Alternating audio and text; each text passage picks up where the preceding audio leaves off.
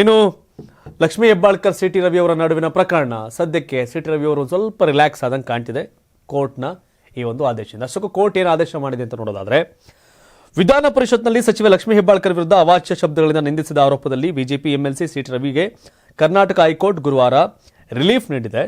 C T Ravi ವಿರುದ್ಧ ಜನವರಿ 30ರವರೆಗೆ ಬಲವಂತದ ಕ್ರಮ ಕೈಗೊಳ್ಳದಂತೆ ಹೈಕೋರ್ಟ್ ಸೂಚನೆ ಕೊಟ್ಟಿದೆ. ಶಾಸಕರ ನಡುವೆ ಸದನದಲ್ಲಿ ನಡೆದ ವಿಚಾರಕ್ಕೆ ವಿನಾಯಿತಿ ಇದೆ ಎಂದು ಸಿ ಟಿ ರವಿ ಪರವಾಗಿ ಹಿರಿಯ ವಕೀಲ ಸಿ.ವಿ. ನಾಗೇಶ್ ವಾದ ಮಂಡಿಸಿದರು. ಇದಕ್ಕೆ ಪ್ರತಿಯಾಗಿ ಕ್ರಿಮಿನಲ್ ಕೃತ್ಯಗಳಿಗೆ ವಿನಾಯಿತಿ ಇಲ್ಲವೆಂದು ಎಸ್ಪಿಪಿ ಬಿ.ಎ. ಬೆಳ್ಳಿಯಪ್ಪ ವಾದ ಮಂಡಿಸಿದರು. ತನಿಖೆ ವ್ಯಾಪ್ತಿಯ ಪ್ರಶ್ನೆಯನ್ನು ನಾವು ತೀರ್ಮಾನಿಸಬೇಕಿದೆ ಎಂದು ಹೈಕೋರ್ಟ್ ಬಲವಂತದ ಕ್ರಮ ಕೈಗೊಳ್ಳದಂತೆ ಆದೇಶ ನೀಡಿದೆ. C T Ravi voice sample ತೆಗೆದುಕೊಳ್ಳಬೇಕಿದೆ ಎಂದು ಎಸ್ಪಿಪಿ ವಾದ ಮಂಡಿಸಿದರು. ಆದಾಗ್ಯೂ ಮುಂದಿನ ಪ್ರಶ್ನೆ ಬಗ್ಗೆ ತೀರ್ಮಾನಿಸುವವರೆಗೆ ಕಾಯುವಂತೆ ಹೈಕೋರ್ಟ್ ಸೂಚನೆ ನೀಡಿತು. ಬೆಳಗಾವಿ ಅಧಿವೇಶನದ ಸಂದರ್ಭದಲ್ಲಿ ವಿಧಾನ ಪರಿಷತ್ತಿನಲ್ಲಿ ಸಿ ಟಿ ರವಿ ಸಚಿವ ಹೆಬ್ಬಾಳ್ಕರ್ ಅವರನ್ನ ಅಶ್ಲೀಲವಾಗಿ ನಿಂದಿಸಿದ್ದಾರೆ ಎಂದು ಆರೋಪವಿದೆ. ಆದರೆ ಈ ಆರೋಪವನ್ನು ಸಿ ಟಿ ರವಿ ಅಲ್ಲಗೆಳೆದಿದ್ದಾರೆ.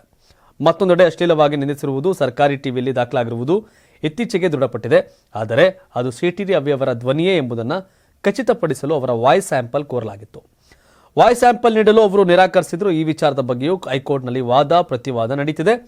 ಪ್ರಕರಣ ತನಿಖೆಯನ್ನು ಸಿಐಡಿ ನಡೆಸ್ತಾ ಇದೆ. ಲಕ್ಷ್ಮೀ ಹೆಬ್ಬಾಳ್ಕರ್ ಅವರ ದೂರು ಮತ್ತು ವಾದ ನನ್ನನ್ನು ಪ್ರಾಸ್ಟಿಟ್ಯೂಟ್ ಅಂತ ಕರೆದ್ರು ಅಂತ ಸಿ ಟಿ ರವಿನಿಲ್ಲ, ನನ್ನ ಫ್ರಸ್ಟ್ರೇಟ್ ಆಗಿದ್ದಾರೆ ಅಂತ ಕರೆದಿರೋದು, ಪ್ರಾಸ್ಟಿಟ್ಯೂಟ್ ಅಲ್ಲ ಅಂತ ಹೇಳ್ತಾರೆ.